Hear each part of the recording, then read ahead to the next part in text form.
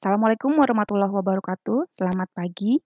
Perkuliahan kecerdasan buatan minggu ini masuk ke topik tentang pembelajaran mesin atau machine learning.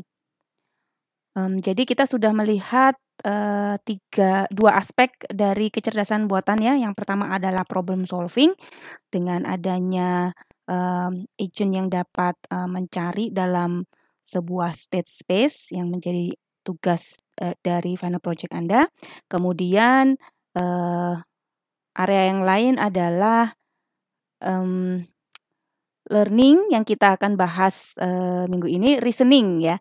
Reasoning yang sudah kita bahas dua pertemuan sebelumnya dari logical agents dan juga uncertainty pada probabilistic reasoning ya. Jadi itu adalah topik lain dari kecerdasan buatan. Nah, yang hari ini akan kita lihat ini adalah learning-nya atau ya lebih spesifik ke pembelajaran mesin. Beberapa contoh mesin yang dapat melakukan proses belajar ya. Jadi karena kecerdasan buatan ini skopnya cukup luas, jadi bisa juga mencakup area di data mining. Nah, ini contoh sebuah kasus ya untuk data mining, misalkan seperti ini, diketahui data time series ya dari seorang pasien. Jadi satu pasien tetapi datanya diambil pada jeda waktu yang berbeda. Jadi pasien 103 misalkan diambil pada saat pertama dipantau begitu ya. Ini adalah mencatat kehamilannya. Misal diketahui usia 23, kemudian apakah ini kehamilan pertama? Bukan, misalkan apakah menderita anemia? Tidak. Menderita diabetes juga tidak ya setelah melalui serangkaian tes.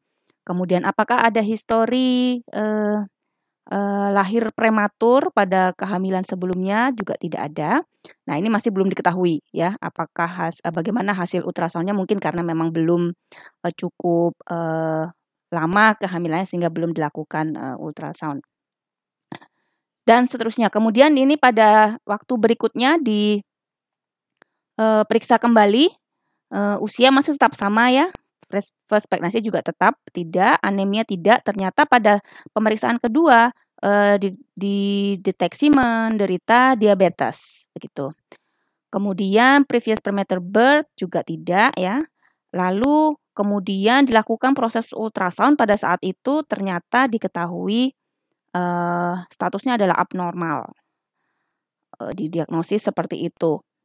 Lalu apakah si pasien elective C-section ini maksudnya adalah mungkin request dari si pasien tadi ya untuk kelahirannya nanti, apakah akan C-section ini maksudnya sesar, apakah akan dilakukan operasi sesar atau tidak gitu. Misal dia juga menjawab tidak di sini, dia tidak memilih untuk sesar. Emergency C-section. Nah, ini adalah suatu keputusan yang ingin diketahui akan membantu nantinya dokter memutuskan apakah memang si pasien ini dapat melahirkan secara normal ataukah harus secara sesar karena kondisi kesehatan atau kehamilannya yang kurang mendukung. Meskipun si pasien sendiri tidak meminta, tetapi jika memang ini harus karena ini sifatnya darurat, begitu itu yang akan diprediksi oleh sistem. Dan seterusnya ya dicatat, kemudian pada saat satu waktu lagi konsultasikan lagi, kontrol kembali, anemia no, diabetes no, ternyata diabetesnya sudah hilang begitu, kemudian hasil ultrasound mungkin belum diketahui, lalu diputuskan ternyata sistemnya menyatakan ini dibutuhkan yes untuk emergency C-section atau operasi sesar tadi. Nah, bagaimana cara si sistem bisa memutuskan bahwa ini jawabannya itu harus yes, begitu. Nah, misalkan dari serangkaian data pasien lain yang sudah dia atau sistemnya sudah pernah baca ya pelajari, dia berhasil mendapatkan beberapa aturan begitu ya, learn rule di sini aturan yang dipelajari bahwa semisal aturannya adalah no previous vaginal delivery atau sebelumnya tidak pernah akan normal gitu ya. Dan kemudian ada keabnormalan pada trimester kedua di hasil ultrasound dan malpresentation at admissions. Ini artinya ya waktu pendaftaran itu mungkin ada berkas-berkas yang tidak di submit atau bagaimana, dan maka probabilitas untuk emergency C-section adalah 0,6 gitu. Jadi data ini didapatkan dari pembacaan pada sekitar 9.700 wanita hamil dengan mencatat 215 atribut ya. Overtime artinya ya sepanjang waktu. Apa saja yang dicatat atributnya? Ada status kesehatannya, hasil ultrasound, kesehatan ibu dan bayi, dan seterusnya.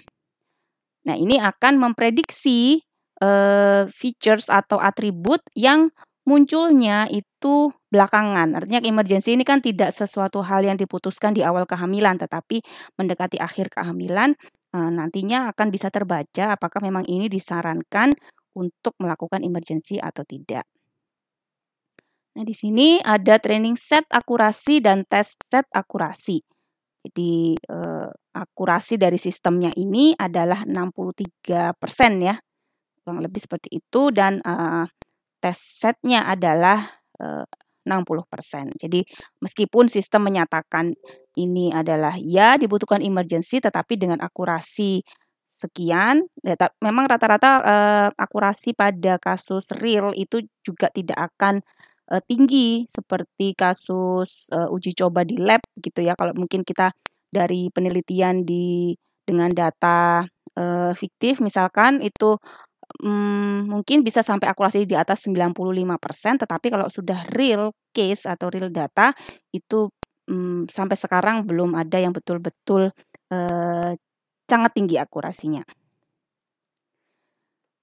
Kemudian ini contoh lain bagaimana cara kita melatih ya, melatih program komputer itu di sini dilakukan cara dengan neural network atau jaringan saraf tiruan. Ya, jadi ada sejumlah input begitu yang dibaca dari sebuah gambar. Ya, jadi ibaratnya di sini setiap pixel itu mewakili satu input atau satu node pada jaringan saraf tiruan yang nanti saling terinterkoneksi. Ada mungkin lebih dari satu layer yang ada antara input dengan output. Lalu dia akan memutuskan apakah foto yang sedang dibaca ini itu orangnya menghadap kemana misalnya ya. Apakah menghadap kiri, hadap kanan, hadap ke atas, atau bagaimana. Nah, jadi dengan melakukan sejumlah perhitungan melalui node-node yang terkoneksi pada gambar yang menjadi input tadi, dia akan memutuskan salah satu dari di sini contohnya adalah 4 macam keputusan. Dia akan menghasilkan bobot ya. Jadi nanti di dalam neural network itu akan ada bobot yang didapat melalui perhitungan tadi. 624 grayscale image dari 20 orang yang berbeda dilatih oleh sebuah jaringan saraf tiruan. Additional image were recognized dengan 90% akurasi. Jadi di sini akurasi pengenalannya itu adalah 90%. Face direction ya, tadi ya hadap wajahnya tadi dapat diklasifikasikan dengan tingkat akurasi juga 90%, kurang lebih seperti itu. Nah, bagaimana programnya dan bagaimana cara menulisnya? Nah, ini adalah topik yang lebih spesifik kepada learning ya di sini nanti. Oke, jadi itu yang disebut sebagai pembelajaran mesin. Jadi tujuannya adalah menjelaskan konsep pembelajaran mesin dan berbagai macam karakteristiknya. Lalu nanti ada berbagai macam jenis pembelajaran. Ada yang tersupervisi atau supervised learning, unsupervised learning atau tidak tersupervisi, dan pembelajaran penguatan atau reinforcement learning. Oke, kita akan lihat ya pembelajaran, elemen pembelajaran, induktif, ruang hipotesis, informasi dan teori informasi, penilaian kinerja. Jadi bagaimana kita bisa menilai apakah sebuah algoritma pembelajaran itu dikatakan baik atau tidak.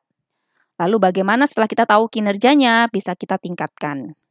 Kemudian kita akan juga lihat berbagai macam teknik pembelajaran mesin.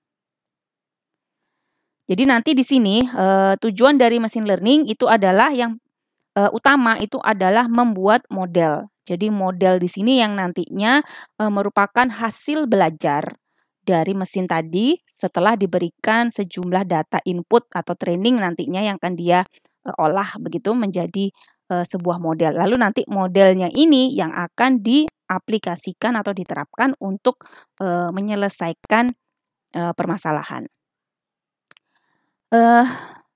Machine learning juga bertujuan untuk menambang data atau data mining ya. Di sini membaca atau mempelajari dari data-data input yang diberikan kepada sistem, kemudian dia akan bisa menghasilkan output ya. Outputnya nanti bisa prediksi, bisa sebuah model juga, lalu keputusan yang akan dihasilkan oleh sistem. Nah ini, kenapa kok kita harus membuat mesin yang dapat belajar? Kemarin kita juga sudah melihat mesin yang dapat melakukan problem solving. Nah, tetapi kan itu ibaratnya spesifik terhadap permasalahan gitu. Nah, harapannya kalau dengan pembelajaran mesin itu pekerjaan manusia akan menjadi lebih ringan ya. Kita membuat sebuah mesin yang cerdas. Jadi instead of kita memikirkan cara untuk menanamkan aspek kecerdasan, oh harus ditanamkan pengetahuan ini, oh harus ditanamkan pengetahuan ini. Nah, ya kita balik aja, kita buat mesin itu dapat belajar atau beradaptasi dengan lingkungan sekitarnya itu ya. Konsep agent yang sesungguhnya itu ada di kemampuan untuk belajar itu tadi. Jadi memungkinkan mesin untuk memiliki kompetensi ketika mereka menjelajah lingkungannya. Artinya ketika mereka berada dalam satu lingkungan, dia dapat menggali pengetahuan baru dari lingkungannya. Tugas yang dapat diberikan kepada machine learning itu secara umum ada dua ya, yang namanya klasifikasi dan juga regresi. Kalau klasifikasi ini outputnya berupa nilai diskrit atau nominal, biasanya ini lebih banyak kepada tugas-tugas untuk face recognition, voice recognition, mendiagnosis pasien ya, penyakit apa. Ini sifatnya klasifikasi, mengklasifikasikan. Pengenalan email spam, spam atau tidak spam, credit scoring, apakah seseorang itu layak diberikan kredit atau tidak, misalkan dari lembaga keuangan dan seterusnya. Itu yang klasifikasi. Untuk yang regresi, outputnya ini berupa nilai kontinu, jadi memprediksi sebuah angka. Jadi tidak mengkategorikan ke beberapa kelas, yang namanya klasifikasi, tetapi regresi di sini memprediksi angka. Nah, kalau outputnya berupa angka, maka dia dapat diterapkan ya untuk memprediksi hal-hal yang bersifat numerik. Misalkan memprediksi nilai kurs mata uang ya, atau memprediksi nilai uang kripto, mata uang kripto dan sebagainya. Ini bisa menggunakan teknik regresi. Memprediksi suhu maksimum, jadi aplikasi-aplikasi untuk weather report ya, prediksi cuaca begitu itu bisa digunakan regresi. Estimasi lokasi ya, aplikasi-aplikasi yang menggunakan konsep GPS atau pengenalan lokasi ya, tidak harus GPS sebetulnya ya, bisa juga dengan posisi BTS ya, towernya ataupun dari parameter-parameter yang lain yang bisa digunakan untuk memprediksi lokasi. Estimasi waktu kegagalan atau biasanya ini pada sistem engineering ya, kira-kira kalau mesin ini terus bekerja selama sekian waktu dengan mensuplai daya sekian, outputnya seperti ini, kira-kira nanti failure-nya itu pada saat kapan ya? Pasti kan ada suatu saat mesin itu akan turun performanya dan nah kapan dia akan sampai pada titik failure itu tadi. Nah, itu supaya di dunia industri itu untuk mencegah sebelum mesin itu turun performanya atau ya sampai pada titik yang tidak dapat digunakan lagi. Nah, itu sudah ada proses maintenance atau mungkin penggantian. Apakah itu yang dimaksud dengan learning atau pembelajaran? Ya, secara definisi di sini segala perubahan yang mengakibatkan sistem dapat melakukan tugasnya dengan lebih baik pada pengulangan berikutnya. Jadi ada proses belajarnya memang ya. Jadi setelah 1 kali mengerjakan misalkan dapat nilai 60. Oh, ternyata salahnya di sini. Kemudian diulangi lagi pekerjaan yang sama. Ya, atau mirip yang dengan itu. Ternyata dia bisa lebih baik lagi. Berarti dia sudah berhasil belajar dari kesalahannya. Itu menurut pendapat si Simon tahun 83. Nah, bisa dibandingkan dengan pembelajaran pada manusia atau pembelajaran pada alam ya. Apakah kalau pembelajaran pada manusia itu bisa diulangi lagi begitu ya, kita punya kesalahan di masa lalu misalkan ya, kita belajar supaya tidak terjadi lagi di masa depan. Nah, itu kan sebetulnya juga konsep belajar. Nah, ini tipe agent yang sudah Anda lihat ya di mungkin pertemuan awal. Jadi berbagai macam model, ada simple reflex, lalu ada model based reflex, goal based agent, dan utility based agent. Secara umum bentuk agent ya seperti ini, kita ini sudah pernah disampaikan di awal. Kemudian yang fokusnya pada topik ini adalah learning agent. Jadi dia dapat beroperasi dalam lingkungan yang unknown, tidak diketahui. Dia dapat belajar menjadi lebih kompeten daripada basis pengetahuan asal yang dimiliki sebelumnya. Jadi awalnya memang dia ditanamkan knowledge base-nya, tetapi setelah seiring dengan waktu dia akan bisa mengupdate knowledge base-nya tadi sehingga mungkin lebih banyak atau lebih berkembang dari sebelumnya. Kemudian dia juga dapat menggunakan persepsinya untuk menentukan aksi mana yang akan dilakukan berikutnya dan untuk meningkatkan kemampuan di masa mendatang. Jadi ini ciri dari sebuah agent yang dapat belajar. Learning agent, ini tadi kita sudah lihat ada sensor, performance element. Di sini ada yang namanya performance element tadi ya, elemen kinerja. Jadi dia bertanggung jawab untuk memilih aksi eksternal. Jadi apa yang akan dilakukan terhadap lingkungannya, environment-nya. Semua komponen dari agent yang telah disebutkan sebelumnya, simple reflex, model based reflex, adalah bagian dari elemen kinerja. Jadi semuanya itu berkontribusi terhadap penentuan action apa yang akan dilakukan. Nah, performance element tadi itu akan selalu berhubungan dengan learning element atau elemen pembelajarannya tadi. Ya, jadi performance element setelah dia tahu ini actionnya seperti apa, itu akan mengupdate komponen learning element di sini sehingga ini akan semakin berkembang, semakin banyak yang tercatat di learning element, dan yang tercatat ini yang menjadikan atau mensupply knowledge ya, pengetahuan untuk melakukan performance berikutnya. Ketika dia akan melakukan lagi di masa mendatang, maka yang dia lakukan itu pastinya sudah istilahnya berkonsultasi gitu dengan learning element. Jadi elemen pembelajaran di sini bertanggung jawab untuk memberikan peningkatan pada kinerja agent.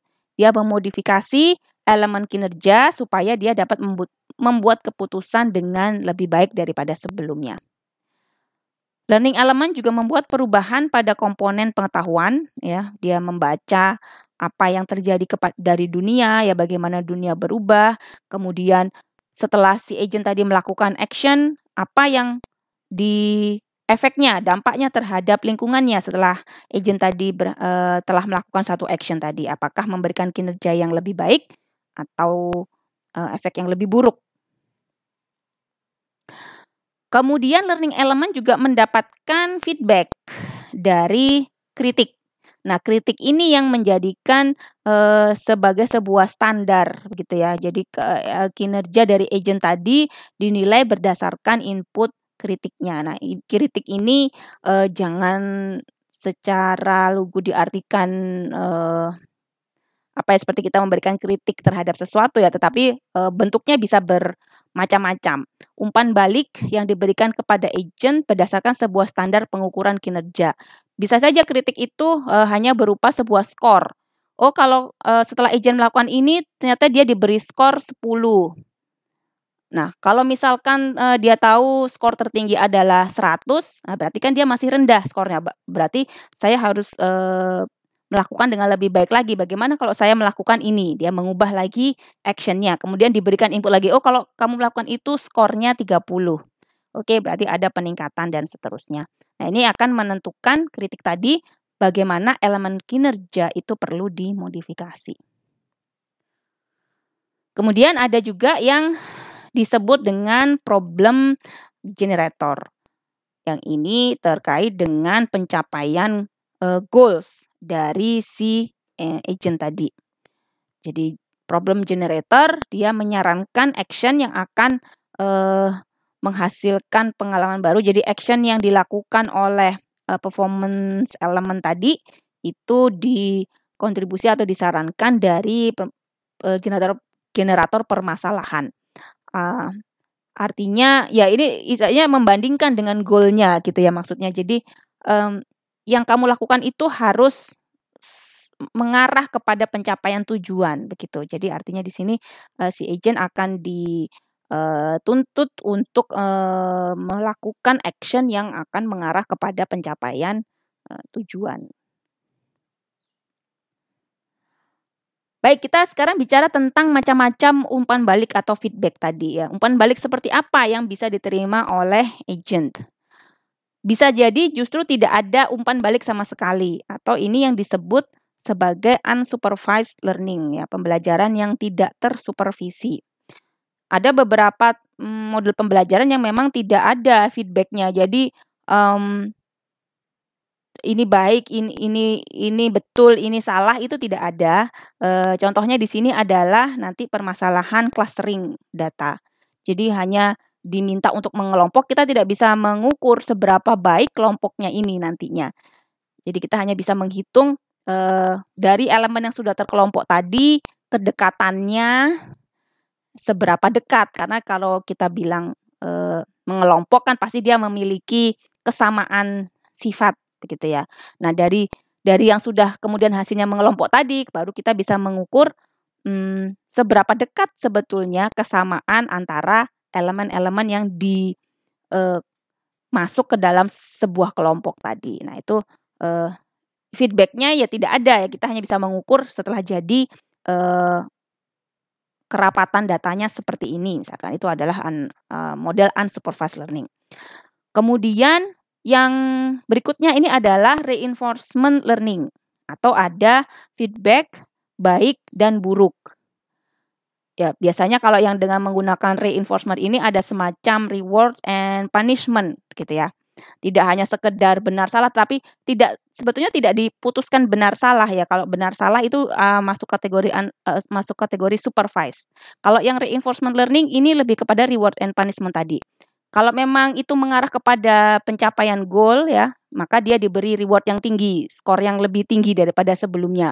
Jadi modalnya langsung seperti itu ya. Kalau dia salah misalkan kemudian dia dihukum kan skornya minus atau bentuk yang lain. Jadi itu akan memberikan feedback kepada agent untuk mengubah atau ya menghasilkan action berikutnya yang bisa mendapatkan reward yang lebih tinggi begitu. Itu untuk reinforcement learning.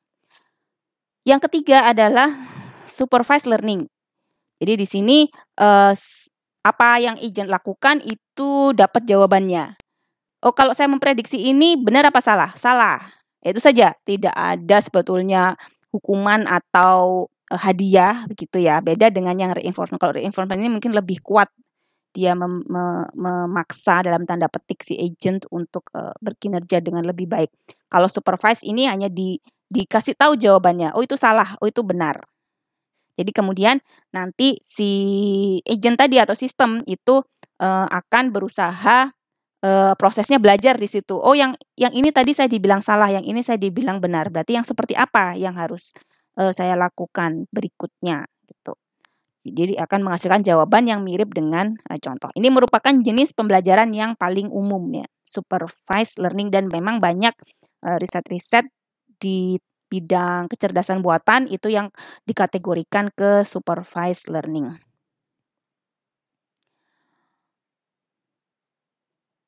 Oke, contoh real misalkan pada unsupervised learning tadi, elemen pembelajaran di sini tujuannya jadi walaupun unsupervised tetap ada elemen pembelajaran, namun di sini tujuannya adalah mempelajari pola pada input gitu ya. Jadi, dia akan berusaha mengenali sendiri polanya seperti apa.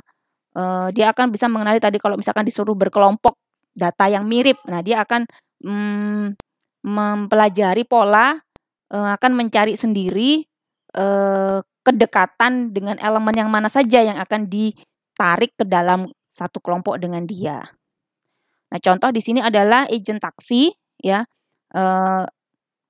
misalkan Anda pertama kali bekerja hari pertama sebagai sopir taksi, kemudian, tidak ada bos Anda memberitahu Anda ya, "Oh jangan lewat jalan ini kalau jam sekian, macet."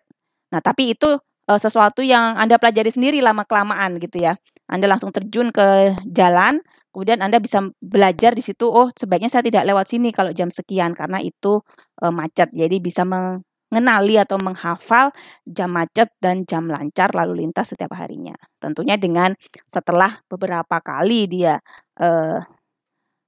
terjun ke jalanan gitu ya, tidak sebelum terjun sudah dikasih tahu kan tidak.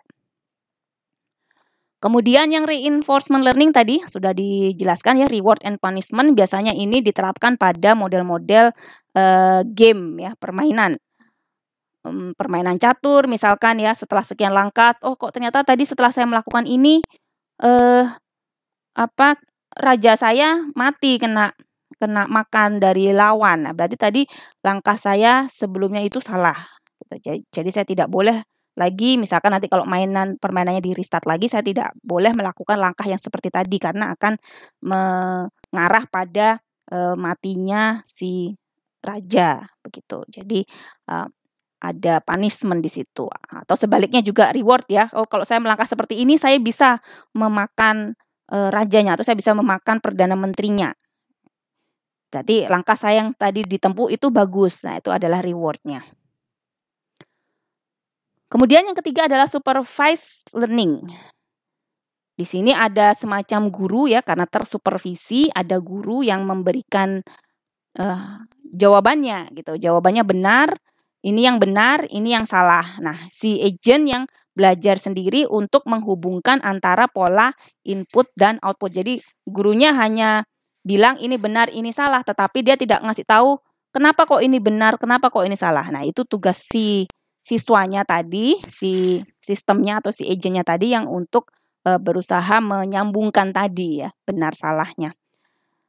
Contoh, misalkan dengan melihat banyak gambar ya, jadi si sistem diajari gitu, ini adalah gambar. Ini bis, yang ini juga bis, yang ini juga bis walaupun dengan berbagai macam warna, berbagai macam bentuk. Mungkin juga ada yang bukan bis, ini mobil, ini bukan bis, ini sepeda, ini bukan bis.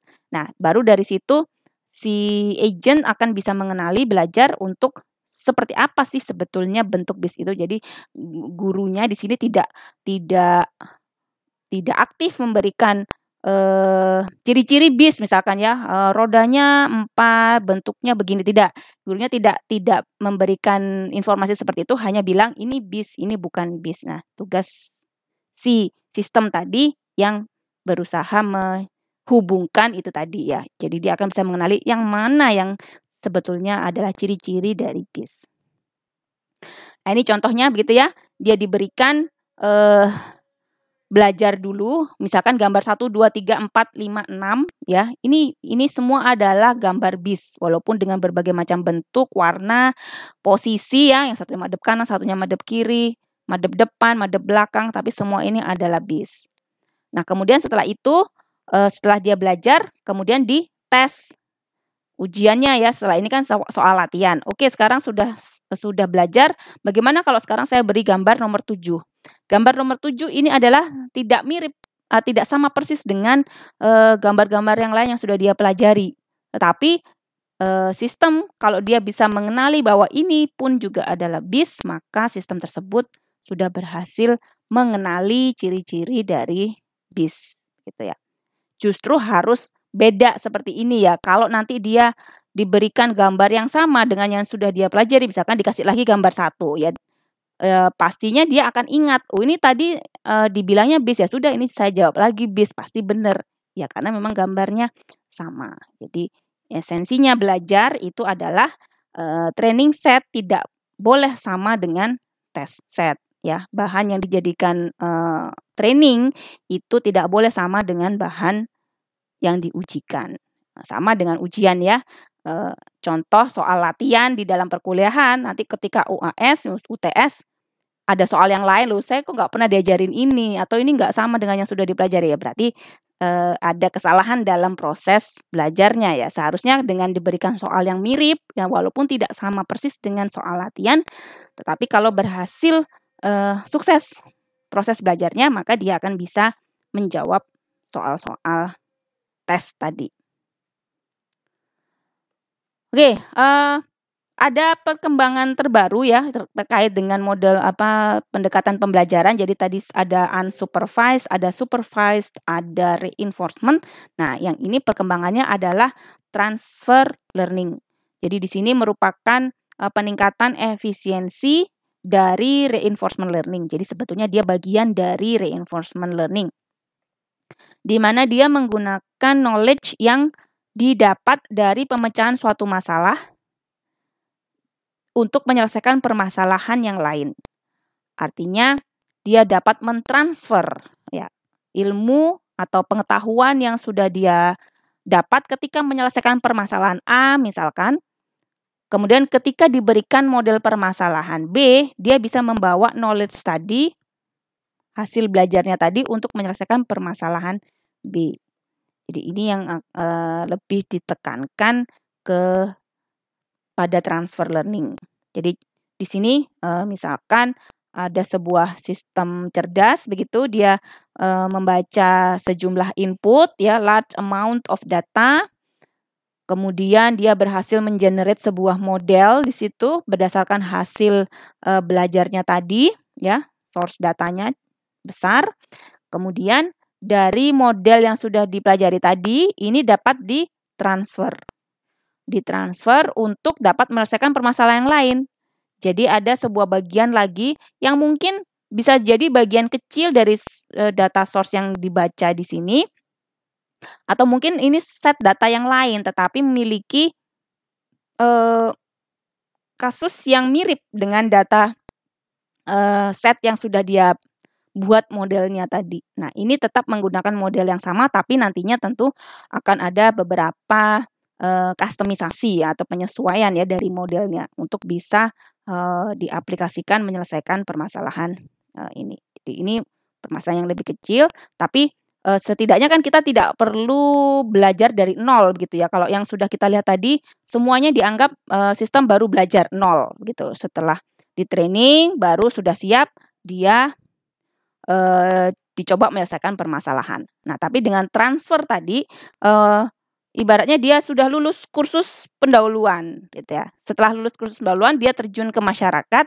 Nah, ini permasalahan realnya. Coba gunakan pengetahuan yang sudah Anda dapat dari kursus tadi untuk menyelesaikan permasalahan yang ini gitu. Itu adalah transfer learning. Nah, contohnya di sini adalah sudah ada sebetulnya ya model-model pembelajaran image recognition ya, diambil dari data set gambar yang terbesar mungkin ya di dunia yang ada saat ini itu adalah ImageNet. Jadi ImageNet di sini mengandung 1000 kelas, 1000 kategori gambar. Jadi gambar apapun itu tersedia di situ ya. Ada 1000 kelas gambar.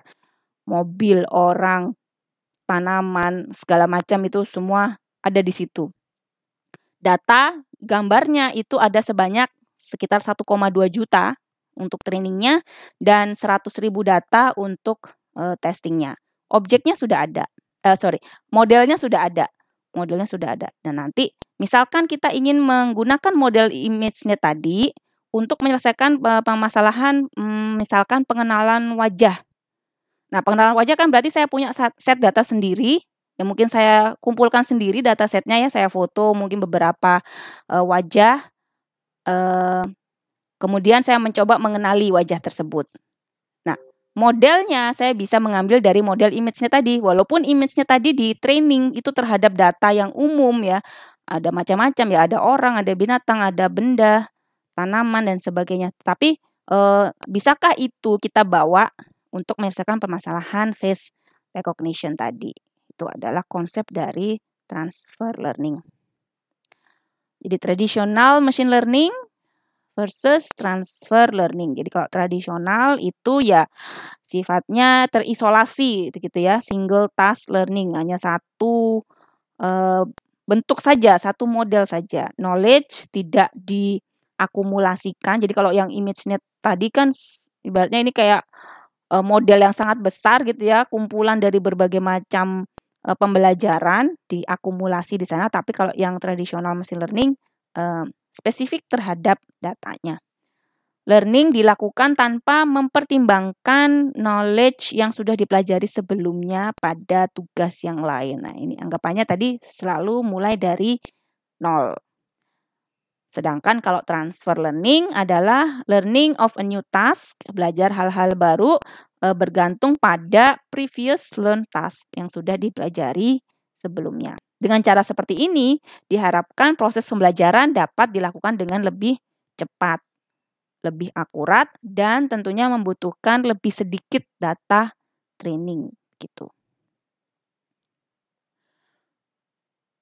Kemudian ada lagi yang disebut sebagai self-supervised learning. Ini sebetulnya pengembangan dari supervised learning juga ya. Tetapi kalau supervised learning itu ibaratnya memberikan jawaban benar salah, itu adalah dari luar. Ya, dalam hal ini adalah kita, manusia sebagai expertnya. Jadi kita yang sebetulnya ngasih jawaban ya, oh data 1 ini jawabannya benar, data 2 ini jawabnya salah. Nah kalau self-supervised, ya dia memberikan label sendiri terhadap datanya. Kenapa alasannya? Jadi penggunaan pre-trained model ya, model yang sudah dilatih sebelumnya, dan melakukan fine tuning atau ya customisasi tadi pada model yang sudah dilatih tadi di transfer learning itu lebih disukai ketimbang kita buat model dari awal ya, dari nol tadi ya. Karena di sini kita bisa menggunakan data 1000 kali lebih sedikit ya, tidak harus banyak datanya ya, karena modelnya sendiri sudah terlatih sebelumnya sehingga hanya butuh mungkin sedikit penyesuaian. Nah, tetapi untuk bisa menghasilkan pre-trained model tadi kan sebetulnya adalah supervised juga. Bagaimana kalau ternyata tidak ada pre-trained model yang dapat digunakan? Ya, tadi kebetulan memang untuk object recognition itu banyak contoh model yang bisa dipakai ya, gambar tadi ImageNet. Tetapi ternyata tidak semua gambar itu bisa dilabeli. Kalau ImageNet tadi semua gambar ada labelnya. Jelas ini adalah mobil, ini adalah hewan, ini adalah bis misalkan, itu jelas. Tetapi ada beberapa gambar yang memang tidak ada labelnya karena ya sekali lagi terlalu banyak gambar yang harus label. Yang memberikan label itu siapa ya? Manusia gitu ya. Karena saking banyaknya, begitu banyak data gambar yang sudah dihasilkan sampai dengan saat ini, ada kemungkinan tidak berlabel gambar-gambar tersebut. Contoh lain misalkan gambar yang tidak berlabel adalah pada data medis ya. Siapa yang mau mendata seluruh hasil X-ray misalkan di rumah sakit dari setiap pasien kemudian memberi label. Nah, itu kan tentunya cukup melelahkan gitu untuk manusia memberikan label. Nah, disinilah manfaat dari self-supervised learning. Dia dapat melatih model dengan memberikan label secara natural ya. Terus bagaimana kalau begitu ya, kita beri label sendiri, kata sistemnya begitu. Labelnya bagaimana? Ya itu adalah bagian dari data input. Jadi bukan label yang ditentukan secara eksternal. Nah, yang seperti ini banyak digunakan khususnya pada permasalahan computer vision atau visi komputer. Contohnya di sini jenis-jenis permasalahan ya, pewarnaan, colorization misalkan. Nah, dia diberikan sebuah gambar yang disebut sebagai reference frame. Jadi katakanlah ini adalah sebuah rangkaian video begitu. Nah, video itu kalau kita potong per frame-nya, ada beberapa frame yang bisa dihasilkan. Nah, diambil satu potong frame, misalkan seperti ini. Kemudian ada lagi potongan frame yang lain, dia dari timing yang lain, semisal gambarnya seperti ini ya. Tidak persis sama, tetapi kita bisa lihat kalau sebagai manusia kita bisa tahu ini sebetulnya gambarnya ya sama, cuman yang di sini mungkin balonnya sudah lebih besar daripada yang sebelumnya ya. Nah, untuk yang future frame ini kemudian kita hapus warnanya gitu ya. Jadi masih dari potongan video yang sama tapi dengan frame yang berbeda. Yang ini kita hapus, sedangkan yang di reference ini tidak. Nah, setelah itu berdasarkan self-supervised learning tadi, si sistem diminta untuk memberi warna pada future frame ini. Nah, bisakah dia mengenali warna-warna yang sama dari reference frame untuk diberikan kepada future frame ini? Kalau manusia pasti gampang ya. Ini kan warna balonnya biru, ya sudah setiap balon warnanya biru. Tapi kan bisa kita lihat tidak sama persis ya. Ada perbedaan ukuran, mungkin dari sudut juga sedikit berbeda. Nah, apakah jika dia berhasil menebak warna, predicted color-nya, kemudian kita sandingkan dengan true color-nya, jadi kita kan ada sebetulnya jawabannya ya, kan videonya sudah ada, inputnya ya satu video itu, hanya beda frame. Nah, kemudian kita bandingkan, benar apa tidak. Nah, ini adalah label true yang bisa diberikan kepada sebuah frame tadi. Kalau si sistem tadi berhasil memberikan warna yang mirip dengan warna aslinya, maka itu jawabannya benar. Jadi sudah dijawab oleh sistem itu sendiri, tidak harus dilabeli oleh manusia. Contoh lain ini adalah in painting, ya. Jadi sebuah gambar, lalu gambarnya itu dipotong begitu, misalkan di bagian tengah, lalu dia diminta untuk memprediksi potongannya itu bagaimana isi gambarnya. Jadi dia berusaha menggambar ulang ya potongan yang dihilangkan di sini gitu. Jadi dia mendapat input gambar yang tidak utuh seperti ini, lalu dia diminta memprediksi menebak potongannya tadi seperti apa yang hilang. Jadi seperti main tebak-tebakan. Contoh lain, placing image patch in the right place. Jadi mirip dengan in painting, tetapi di sini dipotong-potong begitu. Ada sepotong gambar ya, kucing di sini. Ini adalah di bagian tengah. Kemudian yang ini adalah bagian telinga. Nah, seharusnya dia posisinya ada di kiri atas misalkan. Nah, kemudian bagaimana dengan bagian lainnya ini nih yang kotak-kotak yang belum terisi. Seperti apa kira-kira bentuknya di sini? Ini juga salah satu permasalahan yang ada di self-supervised learning. Sebetulnya mirip seperti soal-soal logika ya.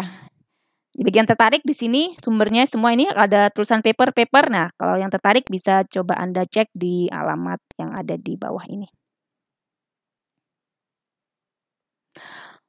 Baik, berikutnya adalah tentang ruang hipotesis. Nah, jadi artinya ketika sistem tadi belajar ya setelah diberikan berbagai macam input, kemudian kan sistem akan berusaha menduga, oh jawabannya ini loh, tebakannya ini. Nah, hasil dugaan dari pembelajaran sistem itu yang disebut dengan ruang hipotesis. Jadi ini adalah ruang dugaan dari hasil pembelajaran. Bagaimana cara si mesin tadi dapat menghasilkan ruang hipotesis tadi? Ya dengan memanfaatkan knowledge-nya tentang lingkungan di sekitarnya.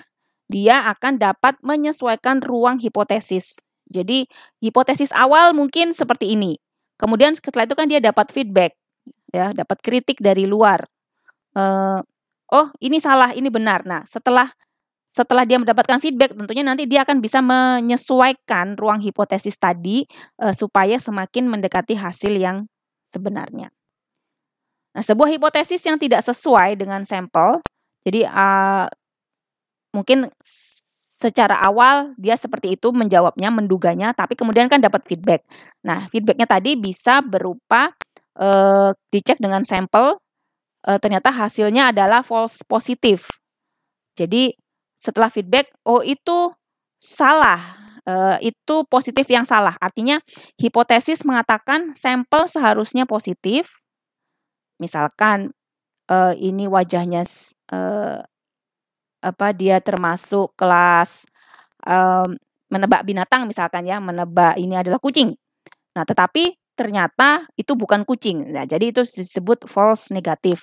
Seperti pada contoh kasus reasoning, probabilistic reasoning minggu lalu ya, kita bahas hasil deteksi penyakit kanker.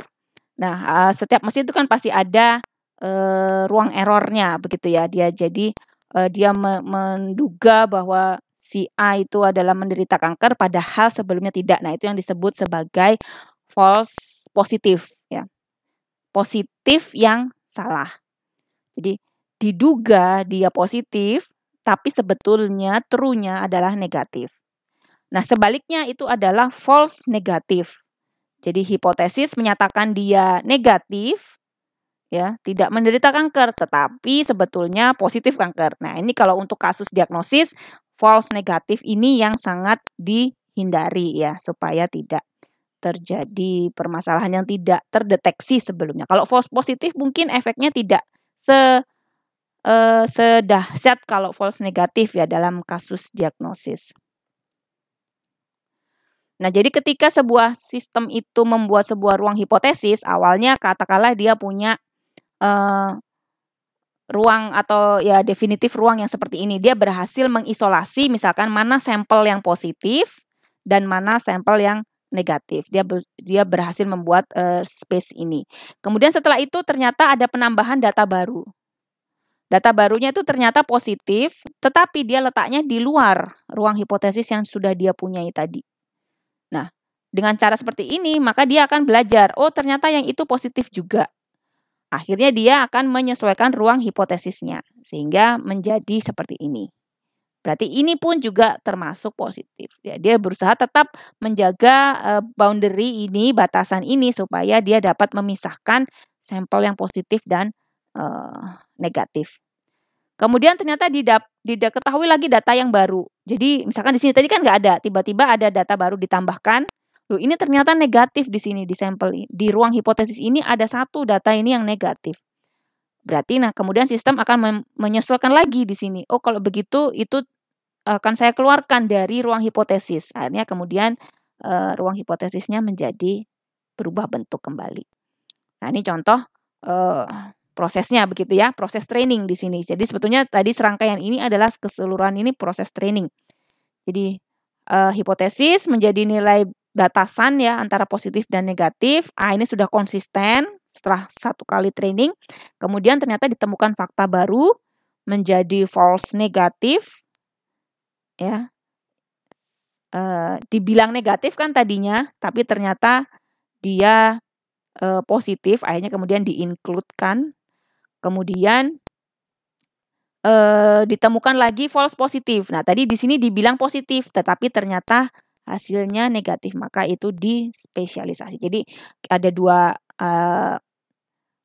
dua mekanisme di sini untuk menyesuaikan ruang hipotesis, bisa generalisasi ataupun juga bisa dispesialkan. Oke, pada video berikutnya kita akan menjelaskan tentang teori informasi dan entropi.